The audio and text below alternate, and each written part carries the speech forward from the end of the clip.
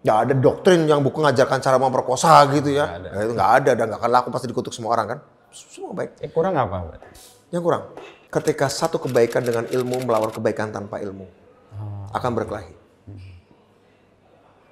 Atau ketika sebuah kebaikan dengan ilmu yang lama melawan kebaikan dengan ilmu yang baru akan berkelahi.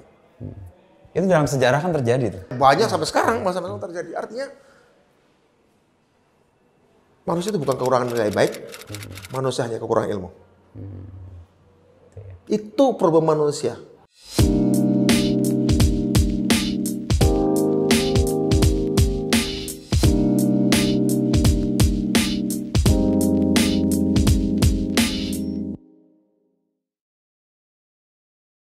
Budiman Sujatmiko, idola generasi saya setidaknya di era 90-an lah. Apa kabar Mas? Baik. Sibuk apa sekarang? Sibuk, sebelum pandemi sih sibuk keliling desa. Oke. Secara fisik. Oke. Tapi setelah pandemi, karena kebanyakan kegiatan sudah kita lakukan secara digital, begitu, ya banyak di Jakarta, dan kalaupun keluar kota, saya lebih sering ke Sukabumi untuk mengerjakan beberapa kerjaan ada di sana. Tetap bersama orang-orang desa kita lagi mengembangkan koperasi. Koperasi dan juga beberapa untuk penyiapan kawasan industri teknologi. Nah, Bukit Algoritma itu? Bukit Algoritma, sekitar ya 2 jam lah dari sini. Oke.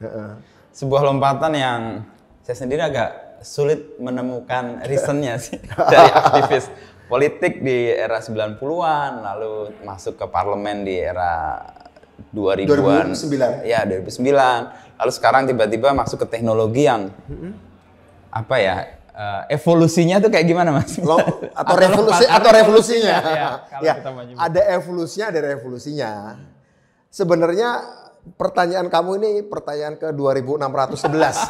Berarti saya beruntung nih, jadi banyak banget tercatat. Saya sudah menjawab 2610 pertanyaan yang sama sebelumnya, kira-kira begitu. Oke, jadi sebenarnya saya tidak melihat itu ada sesuatu yang nggak nyambung, enggak. Bukan Saya tidak lompat, enggak? Mungkin lompatan, tapi dia tetap lompatan dalam satu garis yang sama. Karena itu harus dikembalikan kepada saya, bagaimana saya secara pribadi melihat diri saya dan peran sosial yang coba saya kembangkan semenjak dulu jadi aktivis dan sekarang ngurusi bisnis teknologi, dan juga beberapa tahun yang lalu saya menjadi anggota DPR selama 2 periode.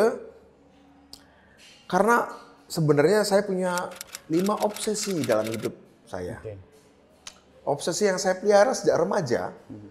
Tapi barangkali saya waktu itu belum mampu merumuskannya, tapi sekarang saya berani mengatakan, oh ternyata saya punya obsesi yang bisa dikategorikan menjadi 5. Obsesi yang pertama adalah, saya obsesi pada yang namanya kebebasan manusia. Kebebasan manusia. Human liberty.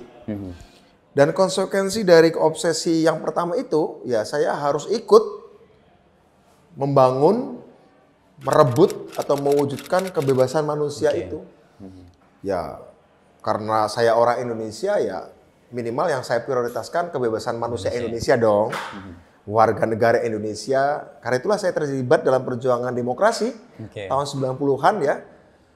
Waktu itu saya membuat PRD, dan kemudian konsekuensi dari itu saya kemudian dipenjara. Tahun 97 saya divonis 13 tahun. Betul. Obsesi saya pertama itu bagian konsekuensi saya ingin mewujudkan obsesi kebebasan manusia Indonesia atau di Indonesia. Setelah obsesi saya tercapai, kita merasakan demokrasi mulai tahun 98. Saya ingin mengejar obsesi saya yang kedua. Obsesi saya lahir dari saya orang desa. Cilacap Cilacap, saya lahir melewatkan masa kecil saya di Cilacap. Obsesi yang kedua adalah keadilan manusia atau kesetaraan manusia. Tentu itu sebuah ide yang besar. Tapi saya mungkin akan mencoba menyumbang sedikit saja bagian dari agenda keadilan manusia itu, sehingga tatkala saya diminta oleh partai saya untuk menjadi anggota DPR tahun 2009, saya berpikir apa Setelah kebebasan dirasakan oleh saya dan banyak orang di Indonesia, di negeri saya ingin coba mewujudkan opsi saya yang kedua yang menurut saya itu rasanya pas untuk Indonesia, yaitu keadilan.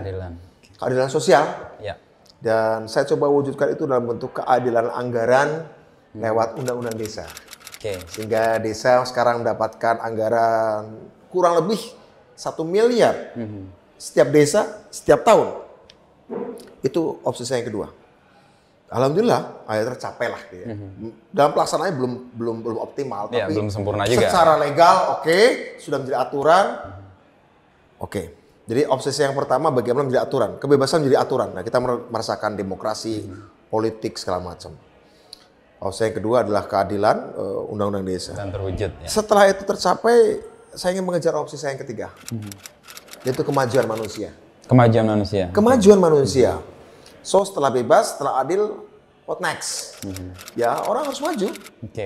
Orang harus maju, orang harus mulai menemukan cara-cara baru, menaklukkan ruang supaya segala sesuatu menjadi lebih dekat. Menaklukkan waktu supaya segala sesuatu menjadi lebih cepat.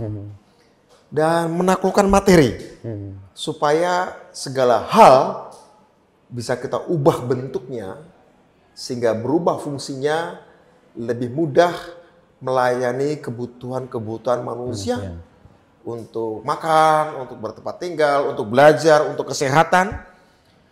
Sehingga kemudian tahun 2018 saya bersama teman-teman mendirikan Inovator 4.0 Indonesia, dan pada tahun 2020 saya dengan teman-teman mewujudkan atau membangun sebuah kawasan industri berbasis teknologi yang kita harapkan dari sana akan lahir inovasi-inovasi tadi untuk menaklukkan ruang, menaklukkan waktu dan merekayasa materi. Jadi itu opsi yang ketiga, dan saya persis sedang di tengah-tengah mewujudkan obsesi saya yang ketiga di usia saya yang 51 tahun. Setelah itu nanti ada 2 obsesi lagi. Mudah-mudahan saya punya cukup umur untuk mewujudkan keduanya. Yaitu nantinya obsesi saya yang keempat adalah, nanti kalau saya mewujudkan itu, kamu nggak usah perlu kaget lagi. Sudah tahu bahwa itu sambungannya. Yaitu hegemoni manusia. Hegemoni manusia atas alat. Bagaimana manusia bisa memperalat alat. Dan bukan diperalat oleh alat. Semaju apapun alat itu, sekeren dan secanggih apapun, manusia tetap harus di depan. Manusia kalau dalam Islam menjadi khalifatul fil ard, menjadi pemimpin di muka bumi, memperalat alat yang maju itu. Tidak menjadi objek dari alat. Nantinya, opsi yang kelima, harapan saya adalah sustainability manusia. Keberlangsungan manusia agar manusia tidak punah. Agar manusia bisa mewujudkan, memanusiawikan dirinya, dia berdaulat atas nasibnya, dan seluruh alat kemajuannya dikembangkan oleh seluruh umat manusia, dan kami ingin mengkontribusikannya lewat Bukit Algoritma itu untuk melayani kebahagiaan manusia sih. Intinya itu. Jadi nanti akan ada episode serunya selanjutnya, nggak akan berhenti. Kalau misalnya kemudian obsesi kelima terwujud dan saya masih hidup, mungkin kita harus ada obsesi yang lain. Kembali ke titik nol lagi. Kebebasan apa yang harus dikembangkan dari manusia, tapi dengan kualitas yang baru. Jadi itu yang saya lakukan sebenarnya mewujudkan kelima obsesi saya itu. Dari 5 obsesi itu kan semua berpijak pada manusia ya Mas. Tadi kebebasan manusia, keadilan manusia, dan semuanya memiliki tempat yang sangat sentral, itu manusianya. Kesadaran itu terbangun di mana? Kalau Mas Budiman menyebutkan ini baru termanifestasi sekarang, tapi sebenarnya kan tumbuh dari awal tuh, masa remaja atau dari masa kecil ya. Saat usia 5 tahun, pengasuh saya bunuh diri gara-gara terjerat utang. Di saat usia saya 5 tahun, saya baru tahu bahwa orang bisa mati. Bahwa orang bisa mati. Pengasuh bunuh diri karena? Terjebak hutang. Terjebak hutang? Lintah darat. Kalau sekarang mungkin terjebak pinjol ya. Kira-kira gitu. Terjebak hutang, beliau suka mengasuh saya, menggendong saya. Tiba-tiba suatu malam saya tahu dia bunuh diri. gantung diri. Saya tinggal bersama kakek saya yang kepala desa waktu itu. Di situ saya tentu tidak filosofis. Saya tidak bisa rumuskan umur 5 tahun apa yang kamu harapkan gitu ya. Tapi rasa sedih itu begitu traumatik bagi saya. Kematian. Kemudian ketika melihat mayat Mbah Dimin almarhum di rumah gubuknya di belakang rumah saya diselimuti kain batik yang begitu bagus. Dan saya sedih. Saya tahu dia suka menggendong saya dengan kain sarungnya yang lecek, berbau. Tapi untuk pertama kali saya melihat ada satu kain batik yang bagus, gelap, hitam kalau nggak salah, bagus, wangi, menyelimuti jenazahnya. Bagi saya tragis betul rasanya bahwa untuk tubuhnya diselimuti kain bagus, dia harus mati lebih dahulu. Bagi saya ini ada yang nggak beres pasti. Apa? Saya nggak tahu. Tapi bahwa dia miskin, dia mati, menyakiti dirinya, tentu saja karena dia gantung diri ya, itu sangat sakit. Itu traumatik. Tapi itu umur 5 tahun saya kelas 0 kecil atau belum saya lupa ya, kelas 0 kecil, TK. Atau makan sebelum TK, mungkin 4 tahun jangan-jangan. Tiba-tiba suatu saat kelas 1 SD, saya diantar oleh bule saya ke sekolah. Tiap hari berjalan kaki dari rumah saya ke TK saya. TK atau kelas 1 SD saya lupa. Melewati alun-alun di Kecamatan Majenang, kota kecil, dan di depan alun-alun itu ada sebuah tempat bis-bis kumpul. Bis. Tiap hari saya lewat situ, diajak oleh bulik saya, almarhum bulik saya. Saya tanya, bulik ini tempat apa namanya? Baru saya lihat ada yang suatu kejadian aneh di tempat itu setiap hari saya lihat. Oh, ini namanya Stanplat. Terus saya tanya bulik saya, punya siapa? Punya pemerintah. Itulah pertama kali saya dengar kata pemerintah. Dalam hati saya ingat betul dialog waktu kecil saya ingat berdialog. Di tempat ini selalu saya lihat tiap pagi ada orang tua ringkih tapi pakai pakaian seragam sendirian, tapi supir-supir bis, kernet-kernet bis yang badannya kekar-kekar itu kok takut sama dia. Bis datang, suruh berhenti bis itu. Suruh nurunkan penumpang, nurut orang-orang yang berbadan kekar itu, supir dan kernet itu. Suruh naikkan penumpang, naik. Setelah itu si orang tua ringkih berseragam itu minta uang. Kasih. Tiap hari saya lihat itu dan saya heran. Dan kata pemerintah muncul di situ. Kenapa orang ini diturutin? Padahal ngapain dimintain duit? Kalau kernet sama supirnya bersatu, ngeroyok dia, ngapain lu minta duit? Tapi kenapa nggak dikeroyok? Tapi ketika dikasih tahu oleh bulik saya itu pemerintah. Oh, berarti orang ini suka merintah. Di situ kemudian gagasan paling sederhana tentang kuasa itu muncul.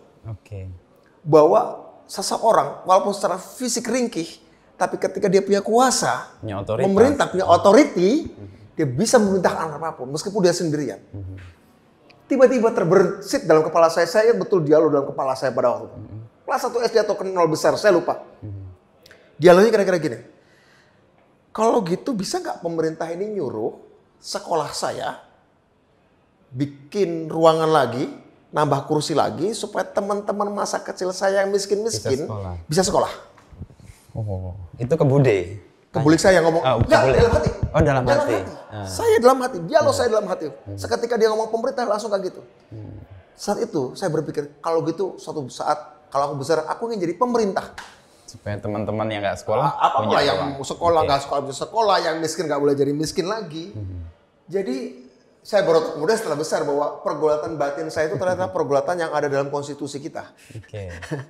Membentuk pemerintah negara Republik Indonesia yang membentuk melindungi segenap bangsa Indonesia, mencerdaskan kehidupan bangsa, memajukan kesejahteraan umum, mencerdaskan kehidupan bangsa. Saya baru tahu bahwa pergulatan saya sejak 0 besar atau kelas 1 SD itu ada dalam konstitusi. Dan menarik ya, Wisnu, saya tahu ada kemiskinan, saya tahu ada kebodohan, ada pengasuh saya mati, bunuh diri, meninggal. Ternyata atas jawaban itu, saya nggak mendapatkannya dari seorang guru manajemen. Saya nggak nemu bukunya Kiyosaki, Rich Dad Poor Dad. Saya nggak nemu bukunya Carnegie. Saya nggak nemu bukunya Lee Iacocca, bukan. Ketika kuliah? Bukan, manajemen? ketika masih saya SD, saya masih menemukan SD? buku itu, memang belum ada. Tapi saya baru diberitahu oleh kakek saya, ada seorang tokoh yang dulu waktu muda bertemu petani di Bandung dan berdialog tentang kemiskinan. Dan kesimpulan si tokoh itu waktu muda adalah untuk membela si petani namanya Marahan itu, aku harus melawan Belanda. Aku harus merdekakan negeriku. Saat saya masih polos, saya nggak punya referensi apa-apa. Solusi yang diceritakan oleh kakek saya, bapak saya, dan kemudian saya jadi baca bukunya adalah solusi politik. Oke. Sehingga ketika saya bicara kemiskinan, dalam kepala saya bukan saya harus jadi orang kaya untuk membantu orang miskin. Enggak. Saya enggak untuk mengatasi teman-teman saya nggak sekolah, saya jadi guru. Enggak. Ternyata pengajaran pertama adalah solusinya politik. Oh, kalau gitu aku harus jadi pemerintah. Aku harus terjun politik. Itu satu aspek dari masa kecil saya. Ada jawabannya. Ya. Ada aspek lain. Saya juga suka sains. Gara-gara sederhana aja. Kadang-kadang saya ngeliat bintang malam-malam masih jernih kan. Kadang-kadang galaksi Bima Sakti kelihatan. Dekat pantai. Galaksi Bima Sakti masih cerah. Kadang-kadang saya lihat pasir. Ini yang terlebih kecil dari pasir apa. Batas langit itu apa. Saya suka ngeliat kalender. Kalau ini sudah agak kelas 5 SD atau 6 SD, saya lihat kalender. Saya pernah bertanya dalam hati saya lihat kalender. 1982. 1982. Berarti pernah ada angka 0 dong. Kapan nolnya? Kapan nolnya? Sebelum 0 ada enggak? Saya baru tahu bahwa ada satu soal misteri tentang waktu. Misteri tentang ruang, langit, dan misteri tentang benda. Itu membuat saya jadi tertarik sains. Kemudian kelas 5 SD saya baca buku. Saya minta bapak saya belikan buku judulnya 100 tokoh dunia paling berpengaruh dalam sejarah. Saya baca. Ada Nabi Muhammad, ada Umar bin Khattab, ada Isaac Newton, ada Yesus, ada Karl Marx, ada Einstein, ada macam-macam 100 tokoh saya baca. Mereka melakukan sesuatu yang besar-besar untuk zamannya dan untuk generasi setelahnya.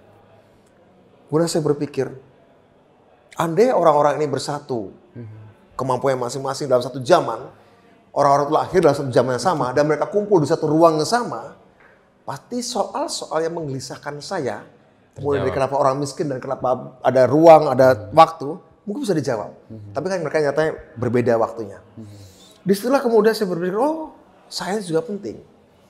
Tapi waktu itu saya putuskan bahwa pertama-tama manusia, karena kegelisahan saya ingin mencari jawaban itu adalah rasa empati saya pada pembantu saya, pada teman masa kecil saya yang nggak bisa sekolah. Jadi setelah itu entah kenapa saya berpikir, oke, saya akan hidup untuk memecahkan soal-soal ini. Solusi politik itu kan muncul di Cilacap ya? Iya. Bahwa untuk melakukan perubahan dengan ketidakadilan yang dilihat. Baru tahu ketidakadilan tahun 77. 77. Pemilu pertama. Apa yang menyadarkan bahwa ada ketidakadilan? Bahasa saya kan kepala desa. Iya. Kepala desa kan harus menangin Golkar dong. Iya dong. Menangin Golkar. Saya tahu nih ada 3 partai yang ikut pemilu gitu kira-kira kan. Tapi kok bahasa saya cuma nyuruh rakyatnya milih pohon beringin. Dan saya protes. Terus gimana ya Kak Abah? Gimana yang Banteng? Ya pokoknya bahasa saya mengatakan ya harus menang pohon beringin karena ini partai pemerintah. Loh katanya pemilu tuh ganti pemerintah. Tapi suruh milih yang punya pemerintah. Itu dialog sama Mbah? Dialog dengan bahasa saya.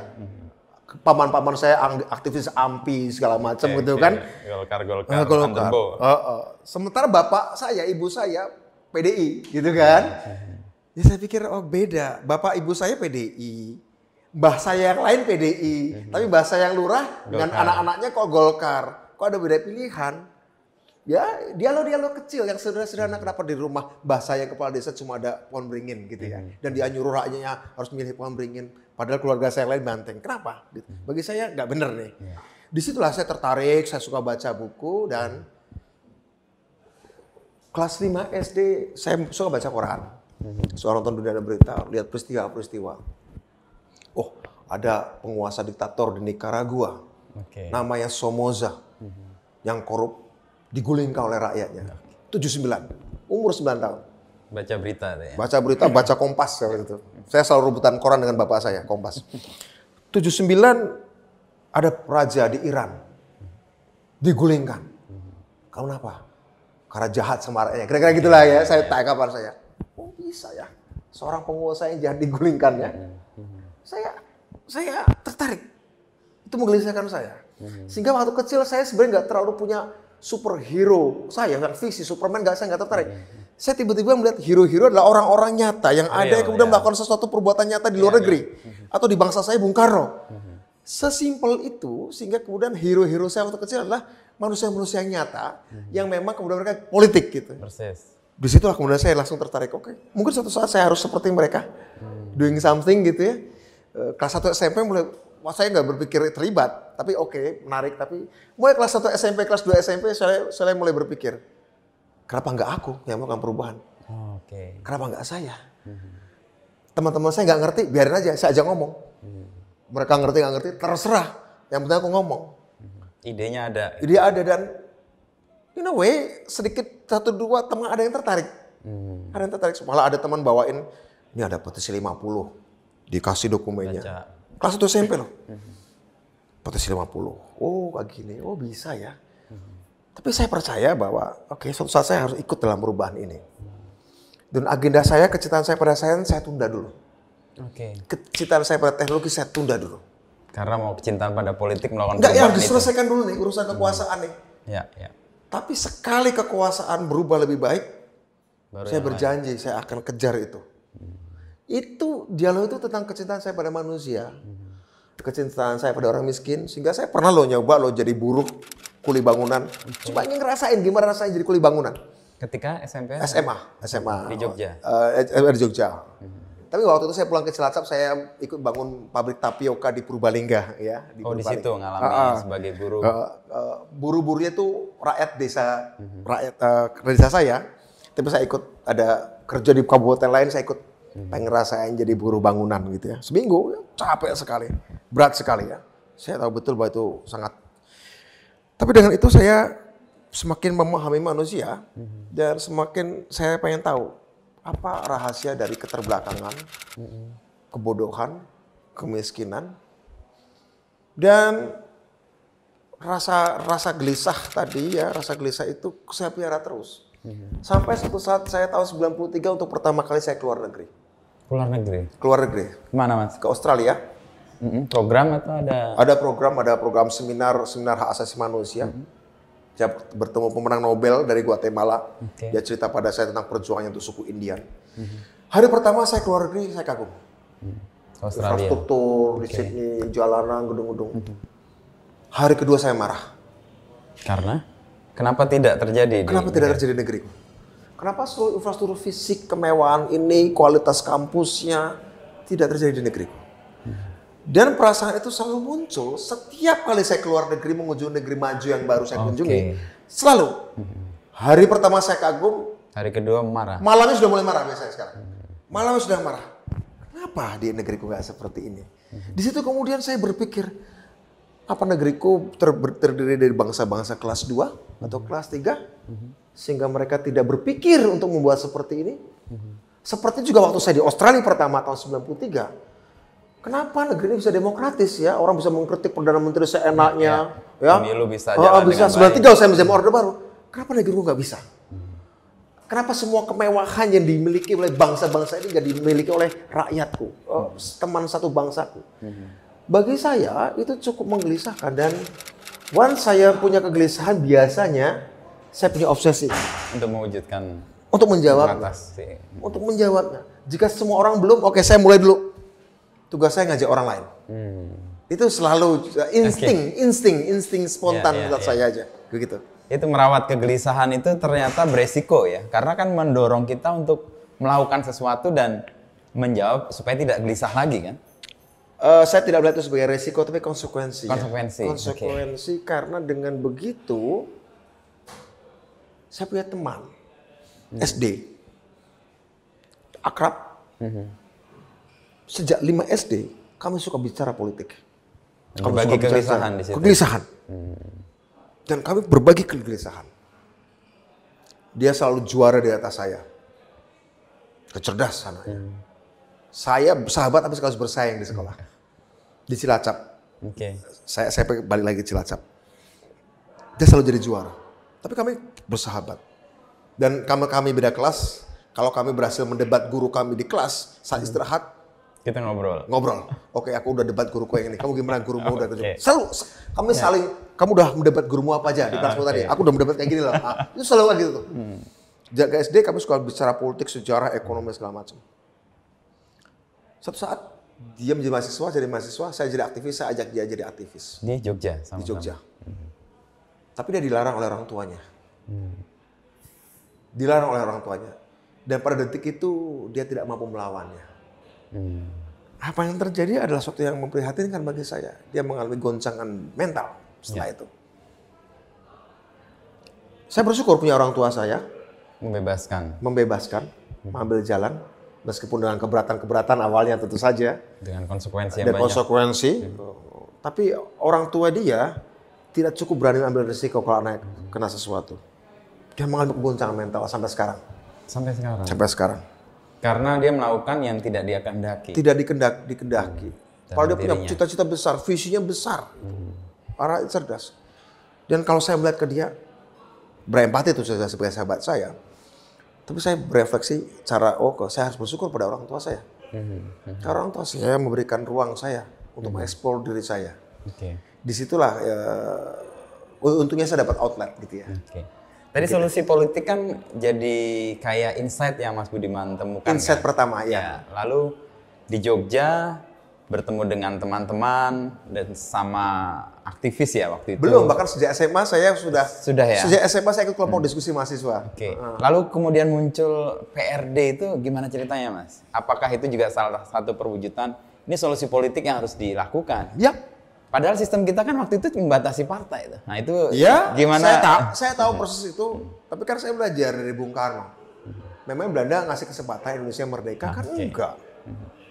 Saya belajar, ibu saya menarik, ibu saya adalah orang SD menceritakan saya tentang tokoh Napoleon, tokoh-tokoh yang besar dunia. Besar dunia. Ibu saya suka cerita sejak kecil. Dan ketika saya beli bukunya, baca bukunya, SD saya koleksi bukunya, atau nyewa di perpustakaan, mereka selalu lahir dari keterbatasan. Mereka selalu lahir dari ketidakmungkinan. Dan dengan strong will, dengan ide yang jelas, solid, tahu bagaimana meyakinkan orang-orangnya. Saya baca juga Mustafa Kemal Atatürk, kegelisahannya melihat Turki yang kalah Perang Dunia I dan terbelakang, dan membuat Republik Turki, bagaimana dia meyakinkan sesama perwira Turki untuk melakukan revolusi melawan kekhalifahan Ottoman dan membentuk Republik Turki modern. Saya baca waktu SD. Mereka orang-orang yang tidak punya fasilitas, situasi tidak memungkinkan dengan cara-cara normal. Situasi abnormal yang dinormalkan, situasi abnormal yang dinormalkan harus dilawan dengan cara normal yang diabnormalkan. Cara normal yang diabnormalkan. Situasi abnormal yang dinormalkan hanya bisa dilawan dengan pikiran-pikiran normal yang pada waktu itu dianggap abnormal. Cuma itu kan persamaan biasa aja itu, aksi reaksi fisika aja kan, sama itu biasa aja kan reaksi reaksi. Dan PRD lahir dalam semangat itu. PRD lahir dari pikiran-pikiran normal demokrasi, tapi diabnormalkan di masa Orde Baru. Dan pada momentum yang tepat, yang diabnormalkan itu akan menjadi normal. Kembali pada normal yang memang ini seharusnya. Ini seharusnya sebuah negara yang modern. Demokrasi. Semangat zamannya mendorong juga itu ya? Iya, semangat zaman untuk mewujudkan obsesi yang pertama tadi, kebebasan manusia. Gitu. Itulah yang saya kejar, itulah yang kemudian saya dengan teman-teman berpikir, kita nggak banyak, cuma 107 orang kalau nggak salah. Ayo, tapi let's do it. Lagi pula kan Filipina sudah berubah tahun 86. Korea Selatan sudah berubah sejak tahun 88. Myanmar sudah berubah tahun 88 walaupun jadi kudeta lagi. Nepal berubah. Indonesia gimana? Itulah kemudian kita yakinkan apa sih Indonesia itu warga negara kelas 2 sehingga nggak beroleh keistimewaan, kebebasan dan kemajuan seperti negara ini. Sesimpel itu. Dan selalu itulah yang selalu saya pakai ketika saya keluar negeri. Negaranya punya ini. Kenapa Indonesia nggak punya? Apa kita terkutuk nih sebagai satu bangsa? Saya nggak percaya kutukan itu. Dan terbukti di beberapa rentang hidupnya Mas Budiman itu nggak ada kutukan itu kan? Nggak ada. Kalau diwujudkan dengan Bisa. gigi, dengan ide yang clear tadi, Ide clear dan solid. Nah, disitulah kenapa sampai sekarang saya percaya pada namanya ide. Saya percaya pada namanya ide tentang apapun. Dan ketika saya praktekkan di beberapa obsesi saya berikutnya, ternyata memang it works. Nggak mudah memang, tapi juga nggak mustahil untuk diwujudkan. ya. Disitulah kemudian saya dapat teman-teman baru yang percaya pada ide saya dan kemudian oke, kita bangun bersama, kita matangkan bukan menjadi ide saya saja, kita Ide bersama. gabungin jadi oke, ide bersama semakin solid, udah. Dan menurut saya apa yang coba kami jawab, kebebasan, keadilan, kemajuan, dan nanti hegemoni manusia dan nanti sustainability manusia, saya percaya kok itu adalah historical call, panggilan sejarah. Itu panggilan sejarah. Asal tepat waktu. Dalam tanda kutip ketika kami mendirikan Inovator 2018 dan di 2020 ada pandemi, oke, Panggilan sejarahnya tepat datang waktu lagi. ternyata. Ya. Pada waktu 2018 kita nggak berpikir ada pandemi. Ya. Meskipun di 2019 saya sudah memprediksi ada pandemi. Karena waktu itu saya lagi menyusun undang-undang baru namanya Undang-Undang Pemerintahan 4.0. Oke. Setelah undang-undang desa jadi, saya kemudian tiba-tiba keranjingan ingin bikin undang-undang baru namanya Undang-Undang Pemerintahan 4.0 yang kira-kira bunyi undang-undangnya adalah kalau Indonesia suatu saat kena bencana nasional, kalau suatu saat Indonesia kena bencana perang diserang negara lain, dan kalau suatu saat Indonesia mengalami epidemi, saya nggak pakai istilah pandemi, epidemi, kira-kira pemerintah harus melakukan apa? Apakah harus negosiasi anggaran, refocusing anggaran, negosiasi politik yang berlarut, atau harus ada semacam sistem cerdas dalam jalankan pemerintahan yang Segera. memberikan rekomendasi berbasis data, oke, refocusing ke sini. Tiga itu, kalau kena bencana nasional, kena perang, maupun kena epidemi. Itu saya susun dengan teman-teman tahun 2019. Punya gagasan itu dari mana Mas Budiman? Apa belajar sejarah juga atau melihat? Salah satu, pertama belajar sejarah. Saya belajar sejarah karena memang satu bangsa atau manusia itu berubah kalau ada 3 faktor. Berubah kualitatif, lompatannya. Berubah setiap hari sih berubah ya. Kalau ada 3 faktor. Ada revolusi, ada perang, dan ada pandemi. Oke. Ketika salah satu, salah dua, atau ketiga-tiganya hadir di dunia, Itu akan membawa manusia secara keseluruhan ini dipaksa untuk melompat. Saya belajar pandemi Black Death, Spanish Flu, revolusi industri, revolusi Prancis, Semua perang dunia itu. satu, perang dunia kedua. Itu kan gagasan-gagasan yang unthinkable yang nggak terpikirkan tiba-tiba yang hanya dipikir oleh segelintir orang tiba-tiba terjadi. dia menjadi mewabah begitu ya. Jadi menurut saya dalam pengertian ini adalah ketika kita bicara kemajuan, tiba-tiba ada pandemi. Waktu ada faktor revolusi industri keempat, terus ada pandemi. Oke, kita sudah punya 2 faktor. Perang nggak ada lah ya. Ada 2 faktor. Lebih dari Pandemi cukup sama. untuk Untuk melakukan melawan sebuah lompatan besar satu bangsa atau manusia secara keseluruhan. Bukan karena saya dukun, ini analisis aja. Ya. Dan science based kan? Science based, historical based on Data, historical record. Saya suka belajar sejarah ya. Sehingga waktu saya divonis 13 tahun pun, yang tahun berhasil. 97, Mei 97 saya divonis 13 tahun. Ibu saya sedih karena saya divonis 13 tahun, umur saya 26 tahun. Mungkin mikir juga saya akan kapan nikah gitu kan. Saya belum punya pacar, belum pernah punya pacar sebelumnya juga. Saya bilang sama ibu saya, Bu, kalau lihat semua tanda-tanda ini nggak akan lebih dari 5 tahun Orde Baru. Jadi pasti saya tidak akan ke 13 tahun. Bahkan mungkin tidak akan lebih dari 5 tahun saya penjara. Kenapa kamu yakin? Seluruh tanda-tandanya menunjukkan bahwa ini adalah akhir dari sebuah rejim. The last days of the regime. Semua ini sudah saya pelajari, Bu. Jadi terang aja. Saya percaya, bukan insting, ini analisis saya yakinkan ibu saya. Based on history, based on data. Beberapa kejadian saya gabungkan, kejadian negara lain, kejadian masa lalu. Mungkin otak-atik gatuk lah ya, mungkin ya. Tapi kesimpulannya nggak jauh meleset dari sana. Sehingga ketika kita divonis Mei 97, 13 tahun. Juli 97 krisis moneter Korea Selatan. Persis. Ke Thailand. Ke Indonesia. Menghantam Indonesia Agustus 97. Ini nubuat sedang diwujudkan, kira-kira gitu lah. Istilah gitu. Bukan saya dukung, bukan. Keyakinan sejarahnya mewujud ya? Mewujud, Artinya ada data-datanya. bukan belief saja, tapi Oke. logik, hukum sejarah aja gitu loh. Jadi saya selalu percaya bahwa ketika saya melakukan sesuatu, mengidekan sesuatu, menggerakkan sesuatu, itu pasti hasil diskusi saya dengan teman-teman, atau saya pikirkan, kalau saya renungkan segala macam, saya pikirkan, akan kelihatan mau ke sini.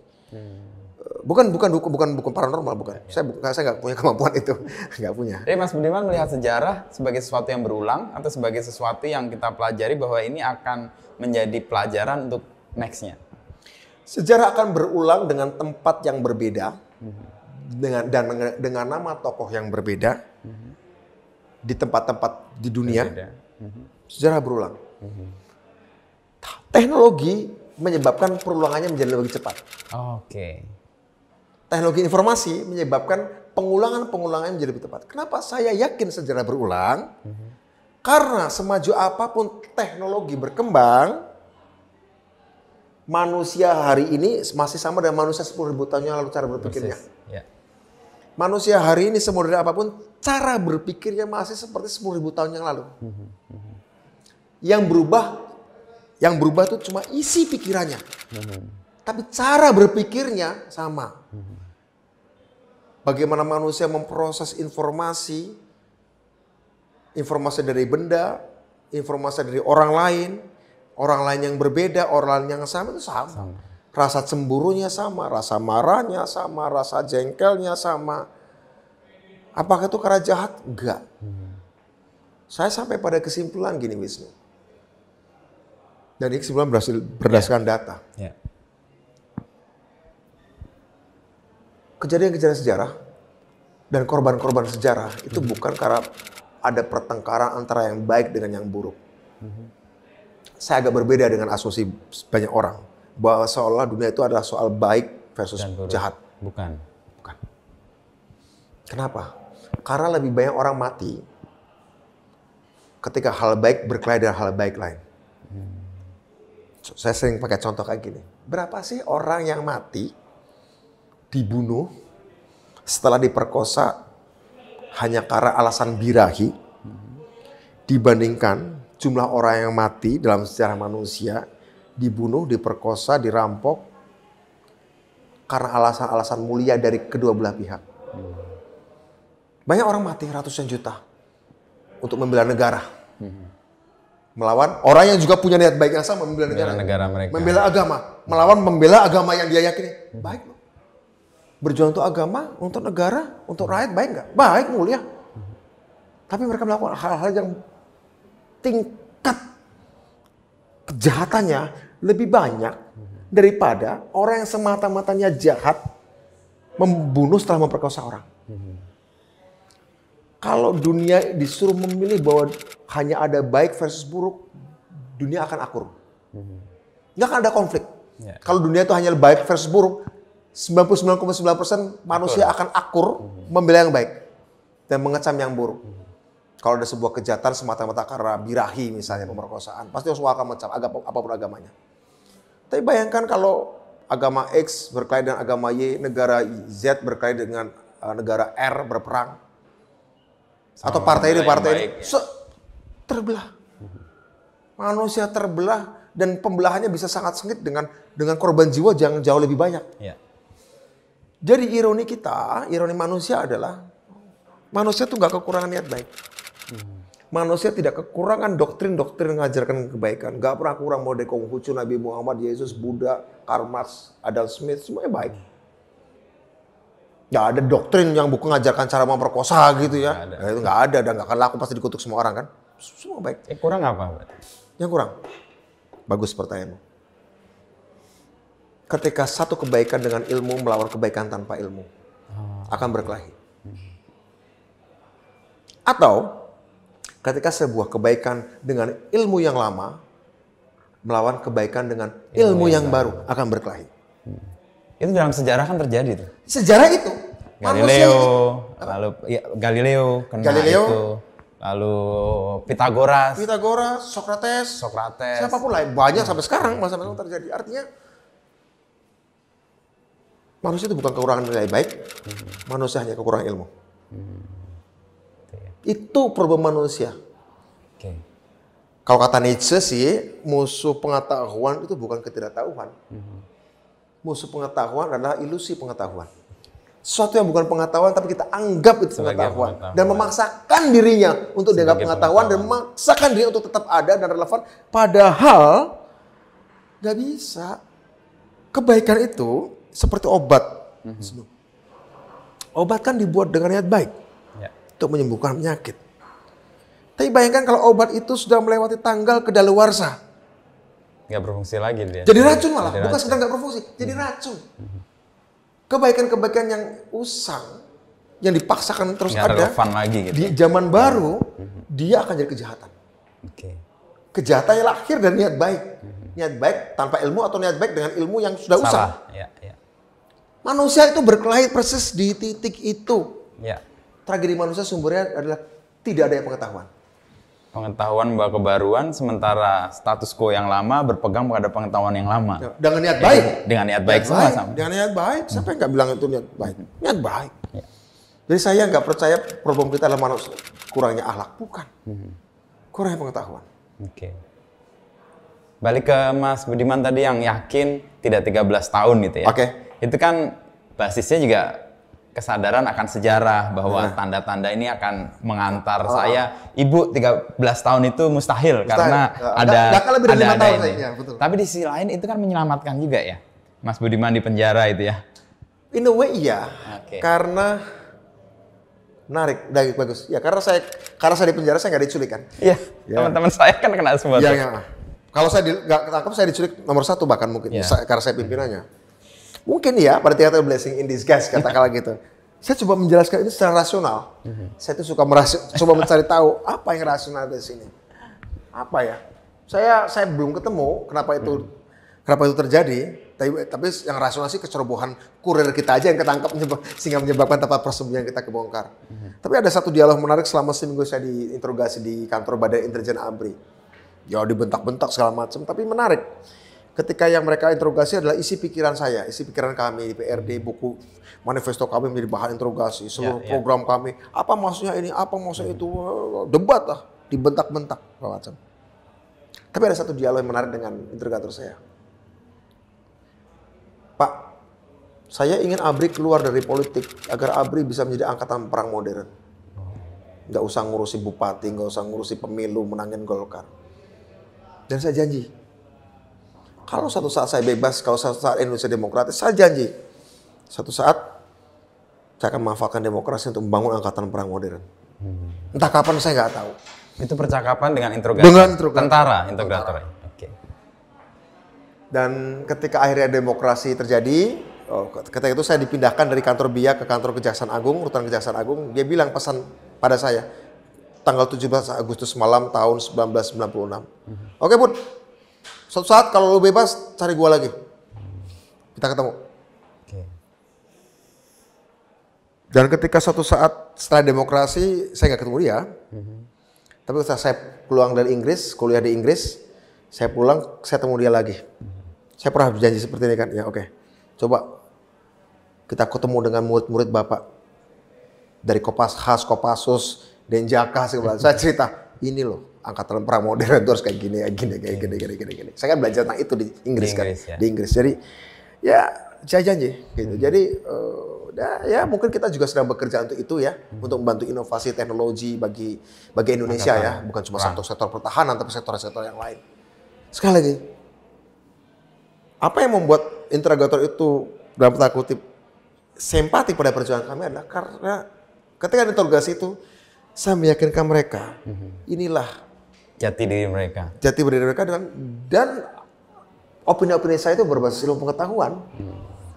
Bukan asal ngomong, bukan asal protes cabut di fungsi ABRI. So what next? Bukan asal protes kita perlu otonomi daerah, bukan asal protes kenapa kita harus referendum di Timur.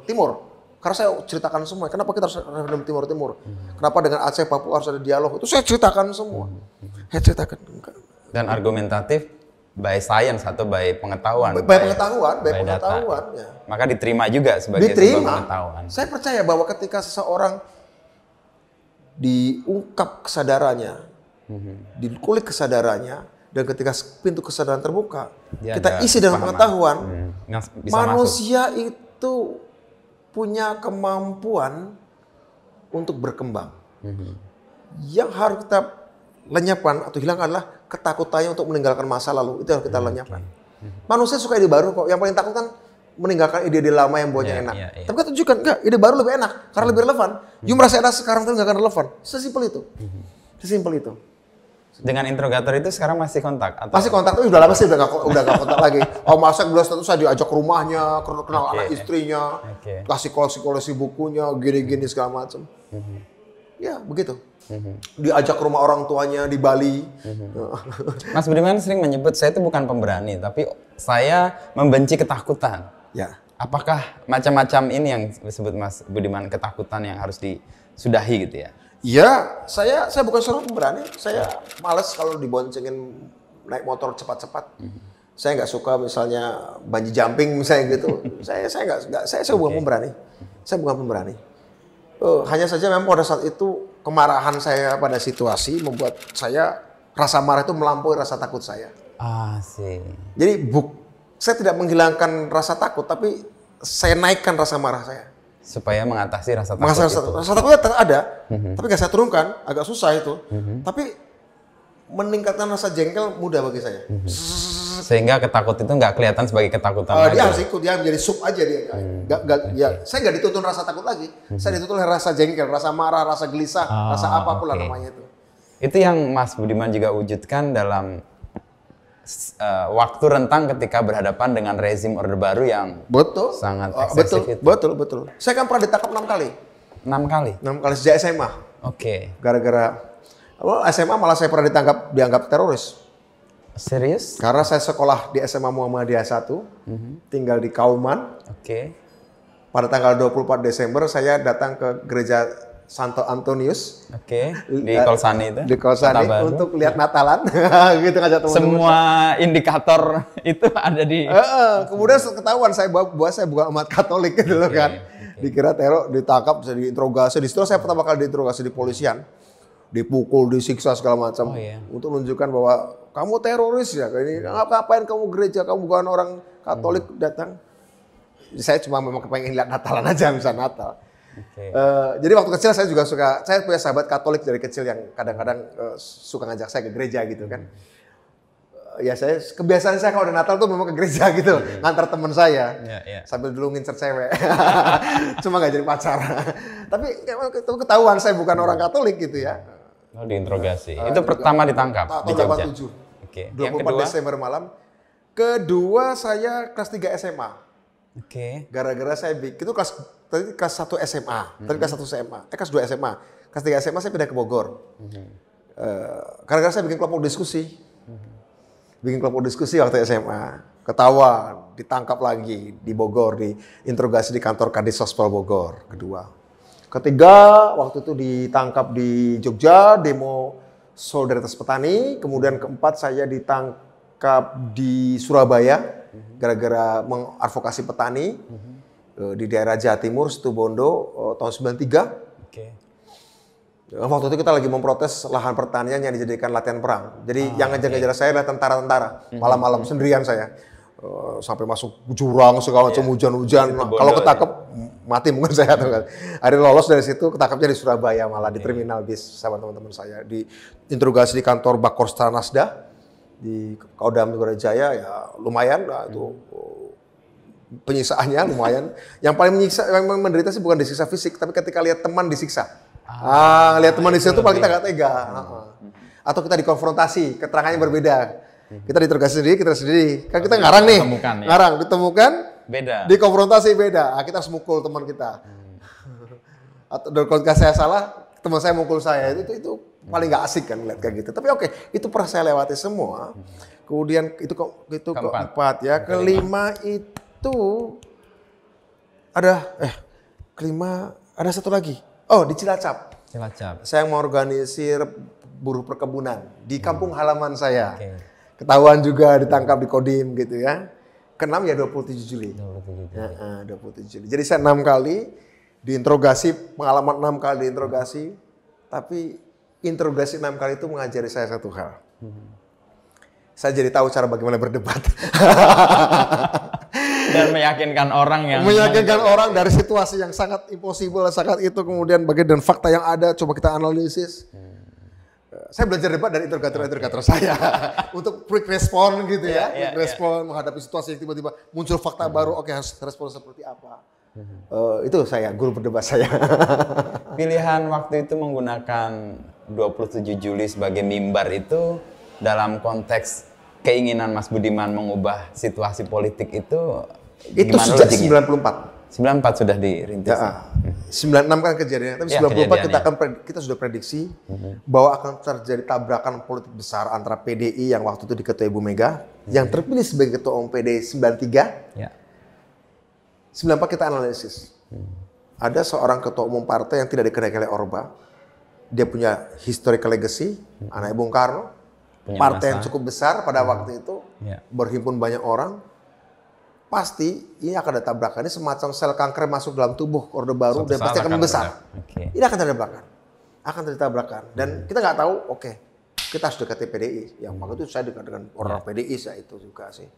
Dan ketika terjadi peristiwa perebutan kekuasaan oleh Bu Mega oleh Pak Surya, dari Bu Mega Pak Suryadi ya, ini inevitable, ini tak terhindarkan, tak terelakkan, pasti akan terjadi tabrakan.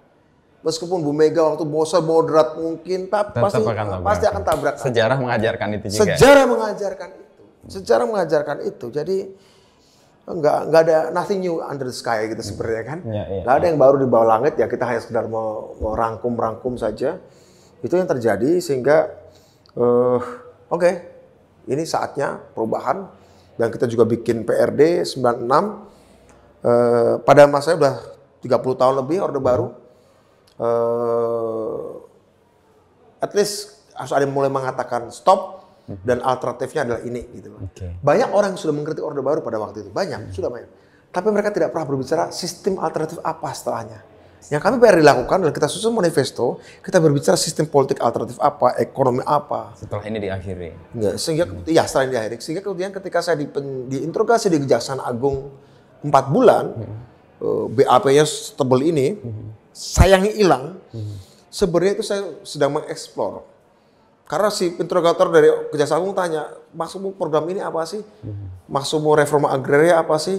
Maksudmu pembangunan desa apa sih? Maksudmu referendum Timur apa sih? Maksudmu pemilu harus diselenggarakan oleh KPU dan oleh Kementerian Dalam Negeri apa sih? Maksudmu harus ada semacam lembaga pemeriksa kekayaan pejabat apa sih? Kita tulis argumentasinya. Kalau Indonesia mau bener harus kayak gini. Jadi sebenarnya itu bukan interogasi, tapi saya sedang menguraikan apa yang visi kami lakukan. Alhamdulillahnya setelah reformasi banyak dilakukan dengan segala kekurangannya. Dari hasil interogasi. Interogasi itu kalau saya lihat-lihat, masuk gitu ya. Masuk semua gitu loh. Jadi saya pikir, dan waktu itu ketika kita interogasi 4 bulan nggak boleh baca koran, boleh apa, itu murni aja spontan, tak keputusan. Sehingga saya berpikir, saya percaya pada ide, saya percaya pada insting politik, saya percaya pada visi. Sehingga ketika saya terjun politik, ya itu, modal saya visi bukan uang.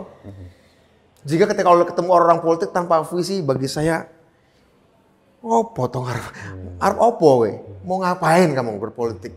Gak punya ide dan gak kamu kenalkan idemu. Bagi saya, kamu kemana-mana bawa kucing dalam karung. Kemudian kan PRD dilepas karena Mas Budiman ditangkap kan ya? Iya. Dan teman-teman berjalan dengan agenda yang sudah di-set dengan punya program dan sebagainya.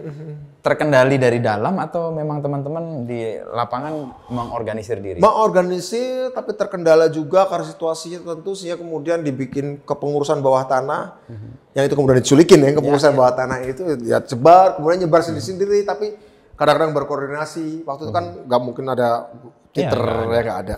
Memang nggak susah. Itu situasi bawah tanah itu yang nggak saya alami karena saya di penjara. Jadi ada satu episode perjuangan yang menurut saya paling seru, tapi saya nggak ngalami. Karena saya di penjara ya. Tapi setelah dengar cerita dari teman-teman yang bergerak di bawah tanah dan sebagian diculik, ya seru juga sih. Pengalaman mereka tentunya lebih kaya daripada saya dan teman-teman yang di penjara. Begitu. Dan proses bahwa Mas Budiman tidak terlibat lalu ada di penjara itu kan kayak juga memurnikan gagasan yang kemudian di BAP segede ini tadi juga. Oh iya. Tapi waktu BAP segede ini itu sebelum saya divonis ya, sebelum sebelum, divonis. Nah itu menjadi proses BAP, kemudian dari itu jadi bahan dakwaan. Oh, oke. Jadi bahan dakwaan, jadi bahan dakwaan. Oh, banyak cerita menarik waktu sidang pengadilan juga, banyak cerita menarik. Jadi bahan dakwaan dan kemudian di penjara. Ya saya didakwa karena penjelasan saya di buku tebel ini gitu ya, 13 tahun.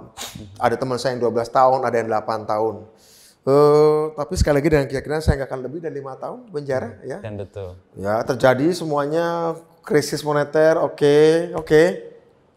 Ini Tanda-tanda yang deja menuju vu ke sana. ya. Sesuatu yang hanya pernah saya baca dalam buku, Kok muncul kejadian gitu di negara lain, di Filipina, di Korea, kok kejadian di negeri sendiri, di negeri sendiri. Satu-satu yang saya sesali adalah saya tidak di lapangan saat itu.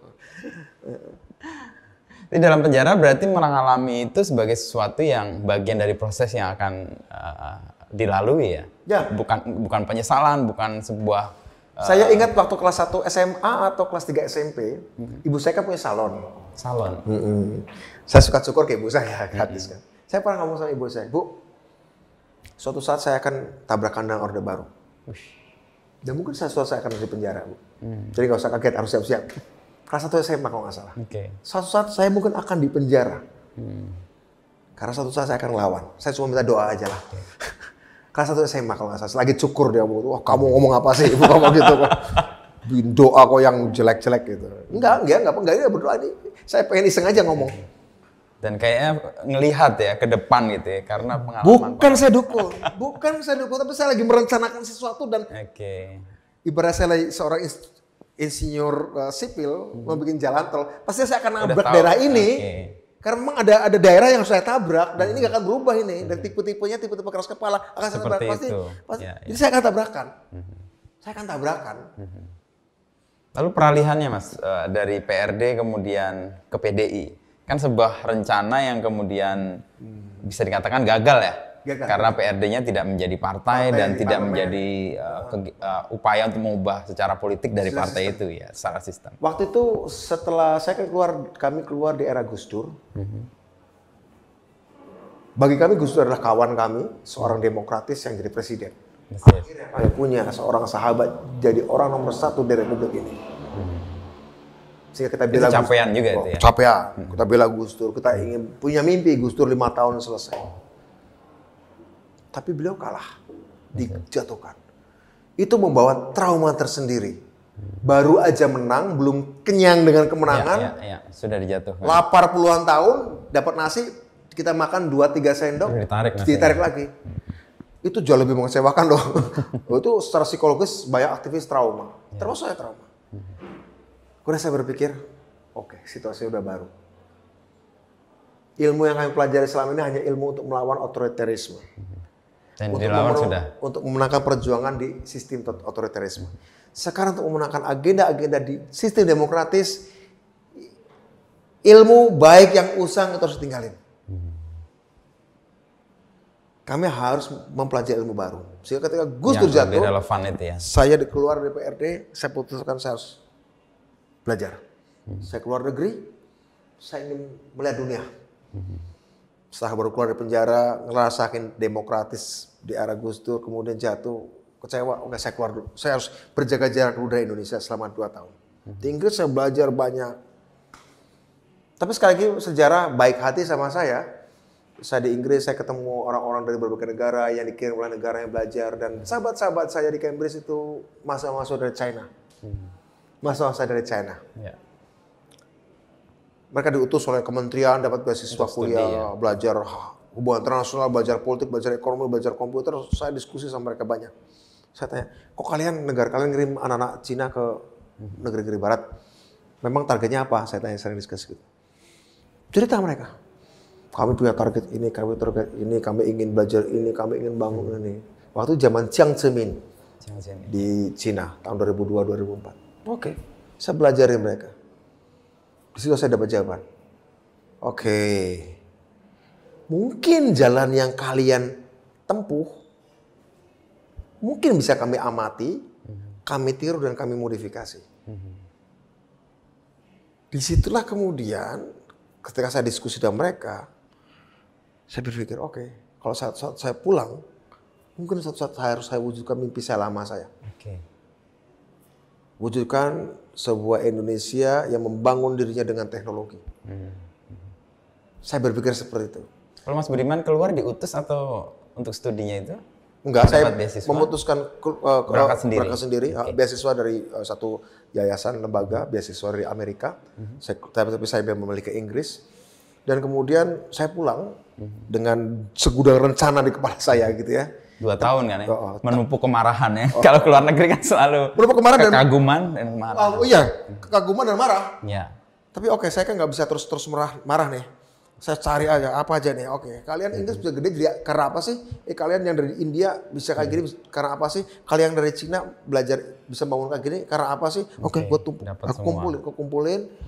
Oke, dengan keyakinan saya pulang ke Indonesia 2004. Saya udah nggak berpartai kan? Ya. Kemudian saya memutuskan untuk berpartai. Partai orang politik juga.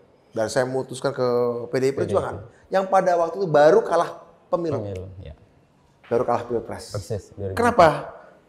Karena saya berpikir partai ini beda dengan partai-partai lain. Partai ini bukan dibikin 1 tahun 2 tahun lalu karena reformasi. Partai ini punya sejarah panjang. Jadi pasti ada sesuatu yang beyond dari sekedar urusan pemilu. Jadi ketika menjadi oposisi saya senang. Dan saya menyatakan diri waktu itu dibuat di Kompas, di rubrik nama dan peristiwa Kompas, saya bilang saya ingin menolkan diri. Kenapa? Kenapa saya ingin menolakkan diri? Saya bilang, saya merasa bersalah. Merasa bersalahnya apa? Pada suatu masa 2 tahun lalu Indonesia menyoroti saya. Saya dianggap sebagai salah satu pahlawan reformasi. Tapi saya merasa bahwa ini too much. Expose pada saya terlalu berlebihan. Dan sementara saya harus buktikan bahwa ide-ide saya memang diterima masyarakat. Sehingga saya mengatakan menolakkan diri. Saya akan menjauh dari media. Tidak dengan nama-nama besar yang tadi di labeling nggak Mas Budiman? Enggak. Karena bagi saya itu nama besar atau keterkenalan saya kan dengan ilmu lama. Ya. Ini mau dapat ilmu baru. Saya dapat ilmu baru dan saya merasa bahwa label saya dengan ilmu lama itu usang. Udah selesai lah. Udah selesai. Ya masa lalu gitu ya. Udah selesai. Kalau saya terus-menerus mengglorifikasi kemenangan itu nggak maju juga. Nggak maju juga dan saya akan kehilangan relevansi. Saya takut. Saya takut kehilangan relevansi. Saya adalah orang yang takut kehilangan relevansi. Saya terus mengupdate ya. Mengupdate apa yang baru. Kata dari 0 itu di situ. 0 itu sebenarnya kayak kalau dalam Islam itu kembali ke fitri, nolkan diri. Dan memulai supaya relevan. Memulai baru supaya relevan. Dan kemudian saya putuskan saya mau nolkan diri. Saya ingin ke rakyat, saya ingin ke grassroots, saya ingin ke petani, saya ingin ke nelayan. Tempat asal usul kenapa saya dulu awalnya ingin terjun politik adalah untuk mereka. Ya. Sementara saya udah di luar negeri, saya udah diglorifikasi, disorot segala macam. Tiba-tiba kenal banyak selebritis gitu kan. Dulu kami dianggap jahat, setelah reformasi kami dianggap pahlawan, ya kan? Banyak selebritis kenal kan, banyak artis-artis yang ngajak diskusi kan, idola-idola remaja tiba-tiba pengen ketemu ajak diskusi semacam. Saya pikir, oke, nikmat sih. Tapi itu harus dihentikan. Enggak, harus dihentikan. Saya harus hentikan sebelum saya larut, nggak bener nih. Saya harus mengeluarkan diri, saya harus ke bawah lagi. Saya ingin cari tahu apa sebenarnya, apa yang diinginkan rakyat Indonesia. Saya merasa tahu apa yang dibutuhkan rakyat Indonesia atas hasil studi saya dan atas hasil diskusi saya dengan mahasiswa-mahasiswa dari berbagai negara saat di Inggris. Saya merasa tahu apa yang dibutuhkan sebuah bangsa after demokrasi. Studi. Tapi saya belum tahu apa yang diinginkan oleh bangsa ini. Beda antara kebutuhan dan keinginan. Saya merasa tahu apa yang dibutuhkan. Tapi apakah yang diinginkan itu? Saya pengen cari tahu dong. Dan saya mengejauhkan dari media sehingga banyak orang mengatakan, kamu kemana? Aku nggak pernah nongol lagi. Nggak, saya nggak mau diganggu. Belajar saya ke rakyat itu dengan sorot lampu. Udah wawancara di sini nggak, saya nggak mau. Saya ingin tenang. Saya ingin lagi mau dialog batin dengan rakyat nih. Observe gitu ya. Observe, keliling. Saya bikin gerakan dengan teman-teman namanya Jelajah Nusantara. Dari provinsi ke provinsi, kabupaten ke petani, ketemu mana. Mau apa. Itu 2004 ya. Sehingga saat 2008 akhir saya diminta oleh partai untuk nyalon DPR RI. Cilacap. Dari Banyumas Cilacap, daerah asal saya. Saya ketemu teman-teman aktivis PRD atau aktivis yang lain jadi dosen yang kemudian, Bud, kamu mau jadi DPR kan? Ya, ayo perjuangkan yuk undang-undang desa. Apa konsepmu? Mereka udah punya konsep. Oke. Ini konsepmu, aku punya konsep. Tetap. Oke, kita rombak, kita modifikasi. Kita bentuk yang baru draftnya. Tapi betul, itu yang diinginkan oleh rakyat. Itu yang diinginkan oleh rakyat. Rakyat ingin ada keadilan kesejahteraan anggaran. Ya sudah, itu yang diinginkan dan menurut saya itu yang akan dibutuhkan. Ketemu nih antara kebutuhan dan keinginan, ketemu di titik itu. Dan clear ya, solid juga. Clear, solid, ketemu di kebutuhan dan keinginan, artinya objektif, subjektif sudah pas. Masuk. Ketika terjadi, saya selalu merasa ini adalah panggilan sejarah. Keluar dari ini, kalau kamu hanya mengikuti yang dibutuhkan, nggak ketemu dengan keinginan, pasti nggak akan didukung. Kalau kamu hanya ikuti apa yang diinginkan tapi nggak dibutuhkan, mungkin didukung, tapi sebenarnya nggak akan membawa bangsa ini kemana-mana. Karena kedua itu faktor itu ketemu, oke, ini pas. Sehingga relatif mudah didukung. Dan kemudian secara sistemik di dalam proses politik udah saya terpilih ya relatif mudah. Butuh 3 tahun, tapi tetap saja relatif tidak ada komplikasi macam-macam. Komplikasi masalah teknis saja. Tidak ada keberatan politik segala macam. Walaupun saya tahu tidak ada keberatan politik, bukan mereka setuju, tapi mostly sih kebanyakan nggak ngerti. Tapi it's okay. Sehingga goal lah undang-undang itu. Sehingga ketika itu terjadi, oke, opsi saya kedua terwujud. Jadi pilihan Mas Budiman untuk keluar dari PRD dan kemudian masuk ke PDI sebenarnya strategis ya. Karena ingin mewujudkan apa yang diimpikan tadi dengan apa yang diketahui karena kebutuhan dan diinginkan rakyat dan ketemu di situ. Perubahan sosial politik dalam demokrasi kan butuh kuantiti. Jumlah. PDI kan besar. Ya, nah strateginya di situ. Dan lagi pula itu partai keluarga saya. Bapak Ibu ya. Keluarga saya juga dari PNI. Saya bisa membayangkan misalnya kalau Mas Budiman masih kekeh dengan glorifikasi PRD, saya nggak membayangkan apakah ini akan terwujud juga. Karena kita mungkin saya sebagai individu akan lebih bersinar. Mungkin. Tapi secara pemanfaatan umumnya kolektif dalam waktu cepat mungkin takes time. Saya mau cerita tentang satu hal, Wisnu. 2011, saya baru terpilih 2009. Dan saya membawa kampanye undang-undang desa. Dan didukung. Dapat suara terbanyak. Itu. Yang bicara itu yang Budiman aja.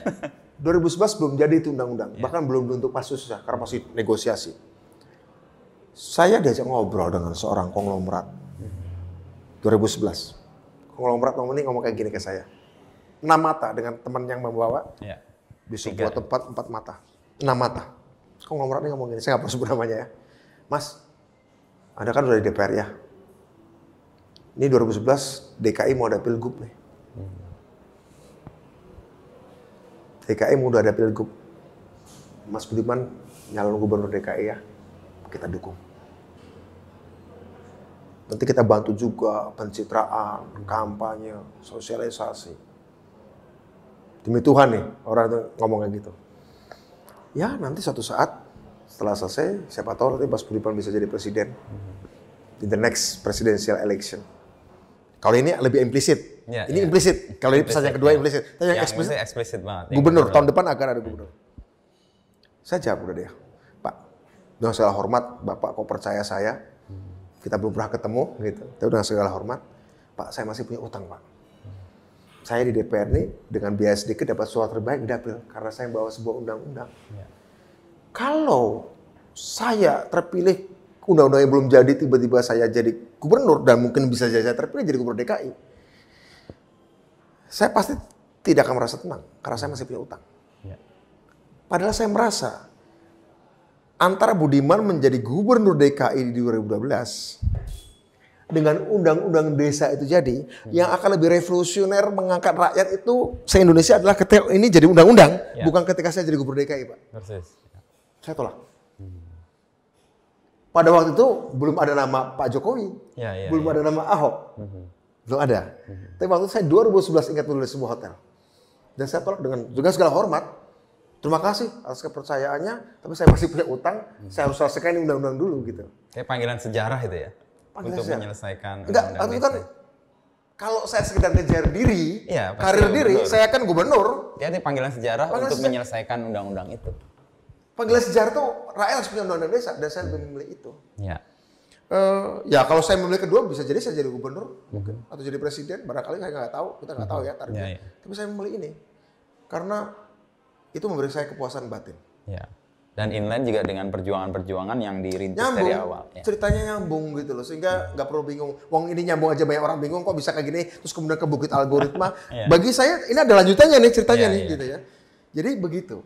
Sehingga ketika 2019 saya sudah 2 periode di DPR, Ya. saya sudah merasa selesai saya di DPR.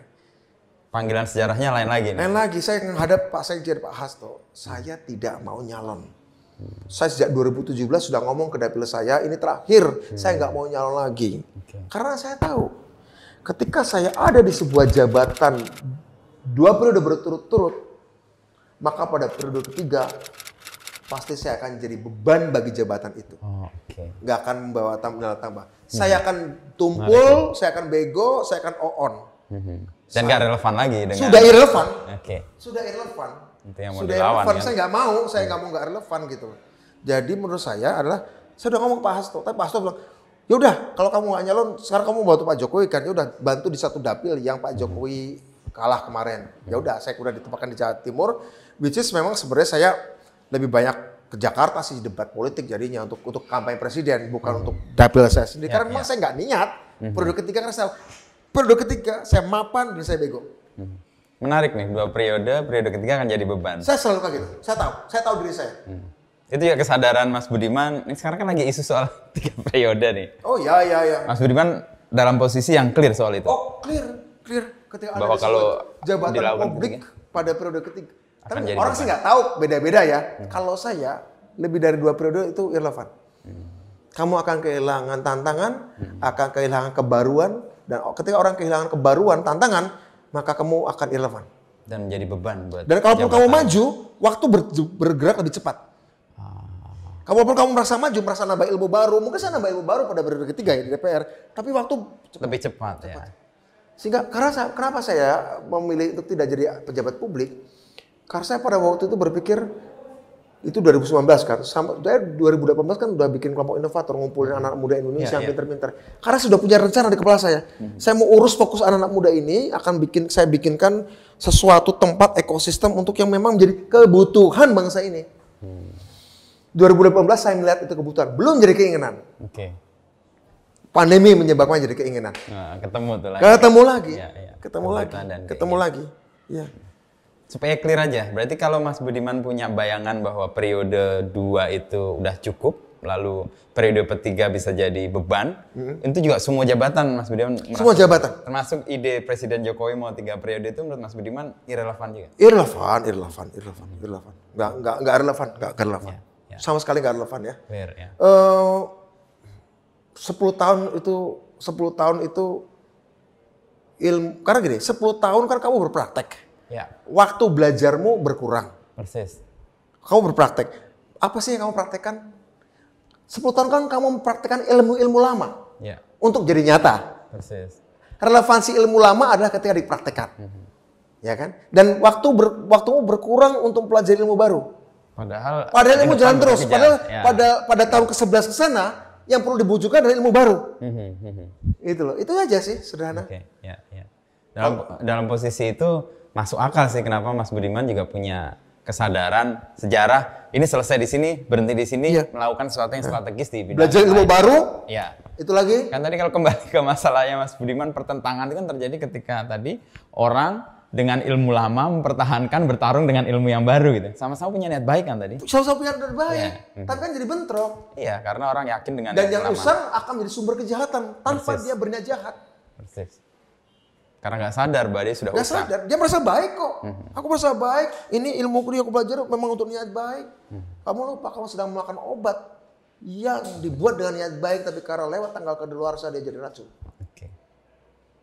Tadi menarik yang ini Mas Budiman, saya belum gali soal ketika di Inggris, belajar dan ketemu dari China, dari negara negara-negara lain, lain ya. Ini kan sebenarnya sebuah program yang secara visioner dilakukan Soekarno dulu sebelum 65. Betul, dan itu adalah the unfinished job of Soekarno. Ya. Itu kerja yang belum selesai dari Bung Karno. Jadi kalau saya dengan teman-teman bikin buka algoritma, ini sebenarnya bagian dari revolusi belum selesai nih. Melaksanakan Ya. revolusi yang belum selesai dari Bung Karno. Bung Karno itu pengetahuan teknologi, penguasaan pengetahuan teknologi pada waktu Bung Karno 60-an kan kesana obsesi Bung Karno. Iya, semua orang hebat Indonesia dikirim, lalu akhirnya ada kendala. Kendala nggak bisa pada balik, ahli nuklir, ahli antariksa, ahli kapal, ya kan? Jadi ini saya lagi meneruskan kerjaan yang nggak sempat diselesaikan Bung Karno dengan teman-teman ini. Ya, dengan kondisi baru tentu saja, bukan nuklir lagi ya. AI sekarang kan. Iya, iya.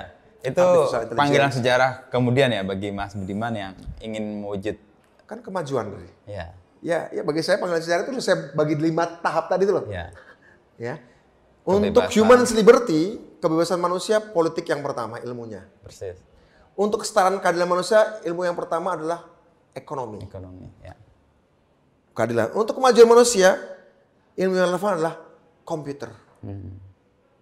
Nanti hegemoni manusia yang relevan adalah filsafat. Filsafat. Yes.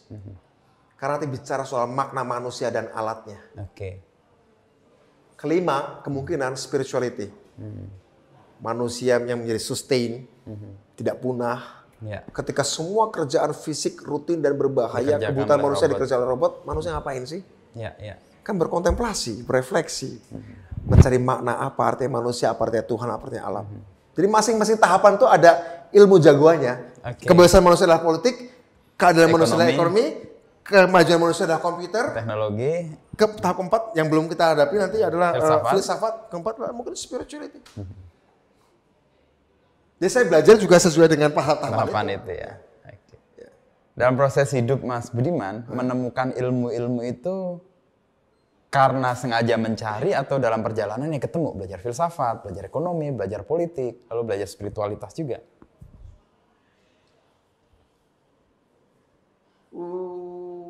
Politik jelas tarik peristiwanya itu.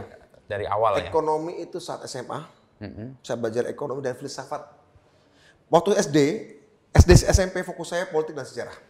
Oke. Waktu SMA fokus saya ekonomi dan filsafat. SMA.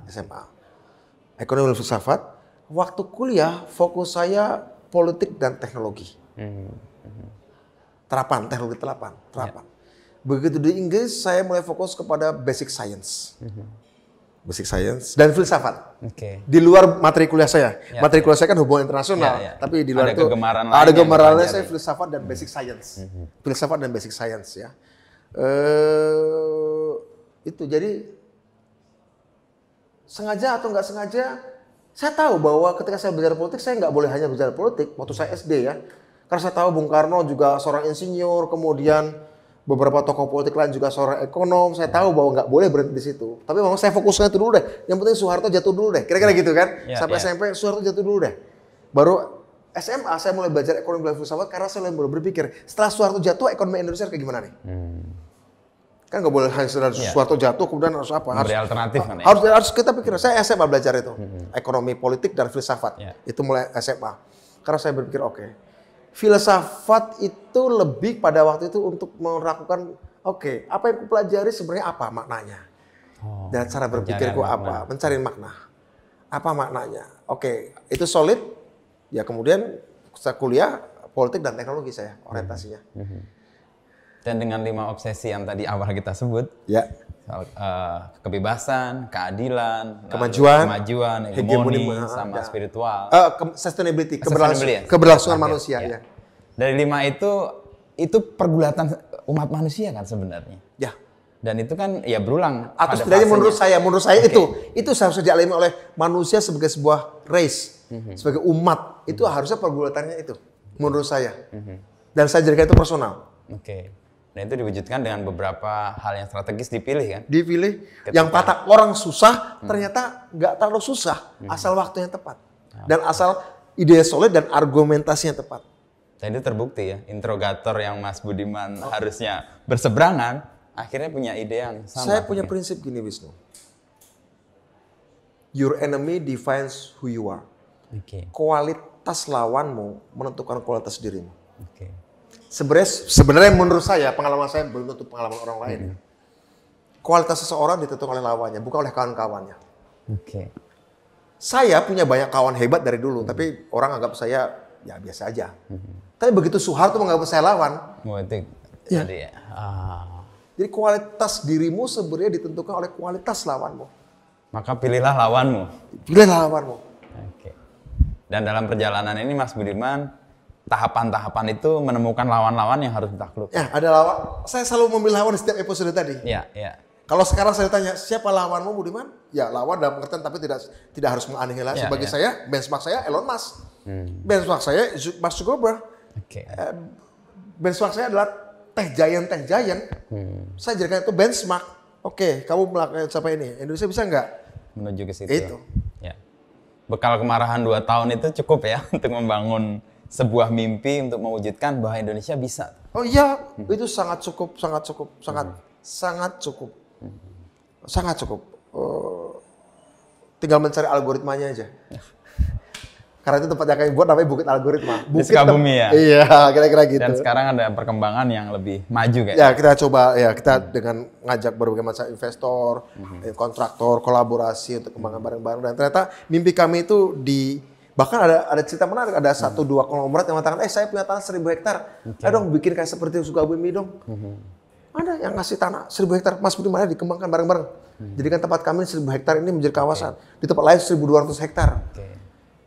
Tiba-tiba muncul konglomerat pengusaha yang nggak pernah saya gauli dari dulu. Saya kan jarang, nggak pernah kenal. Saya aktivis lah. Dengan orang miskin aja gitu kan saya digauli. Melihat ada inovasi ini, mereka connect, mereka tiba-tiba buying ideas, buying my ideas kan. Oke. Dan saya senang mereka ingin berhijrah menjadi perusahaan-perusahaan teknologi dan ingin go global, bukan sekedar jadi jago kandang. Saya senang. Mau saya itu memang begitu. Dan itu karena ide yang clear, ide yang solid, dan ketemu apa yang dibutuhkan dan yang diinginkan. Iya, betul. Masuk di situ. Nothing is impossible. Ya. Oke Mas Budiman, ini kita ngobrol panjang banget nih. Panjang banget ya.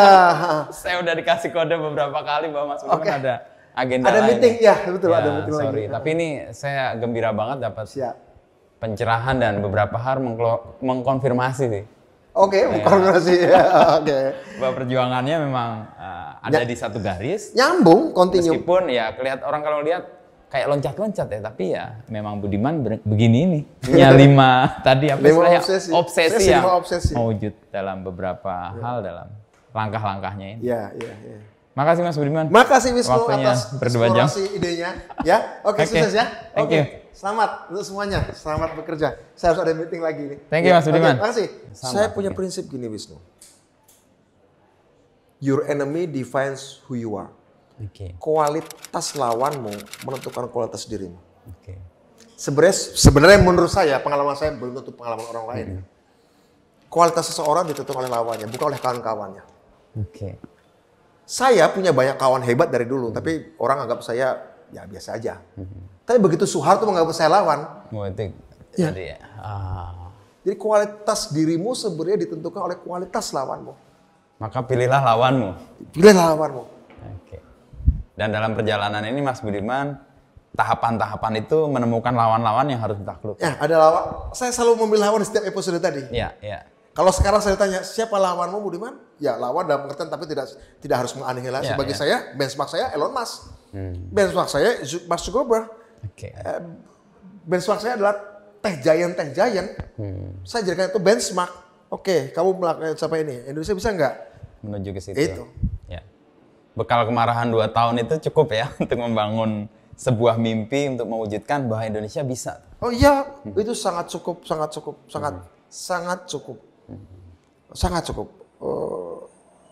Tinggal mencari algoritmanya aja.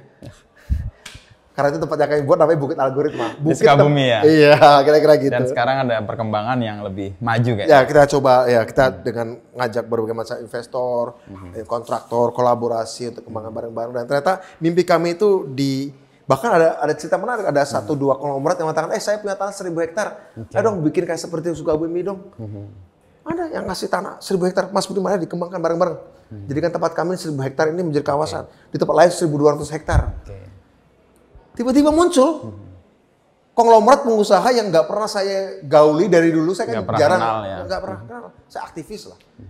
Dengar Melihat orang ada- miskin aja gitu kan saya juga. Melihat ada inovasi ini, mereka connect, Mereka tiba-tiba lalu support. buying ideas, buying my ideas kan. Oke. Dan saya senang mereka ingin berhijrah menjadi perusahaan-perusahaan teknologi dan ingin go global, bukan sekedar jadi jago kandang. Saya senang. Mau saya itu memang begitu. Dan itu karena ide yang clear, ide yang solid, dan ketemu apa yang dibutuhkan dan yang diinginkan. Iya, tadi. betul. Masuk di situ. Nothing is impossible. Ya. Oke Mas Budiman, ini Siap. kita ngobrol panjang banget nih. Banyak banget ya. Saya udah dikasih kode beberapa kali bahwa Mas Budiman Oke. ada agenda Ada lain meeting, nih. ya betul ada meeting sorry. lagi. Tapi ini saya gembira banget dapat Siap. pencerahan dan beberapa hal mengkonfirmasi sih. Oke, konfirmasi ya. Oke. Bahwa perjuangannya memang ada di satu garis. Nyambung, continue. Meskipun ya kelihatan orang kalau lihat kayak loncat-loncat ya, tapi ya memang Budiman begini nih. Punya 5 tadi apa 5 istilahnya? obsesi. Obsesi Saya yang 5 obsesi. mewujud dalam beberapa hal dalam langkah-langkahnya ini. Ya, ya, ya. Makasih Mas Budiman. Makasih Wisnu Waktunya atas berdua jam. eksplorasi idenya. Ya, oke Oke, sukses ya. thank Oke, you. selamat untuk semuanya. Selamat bekerja.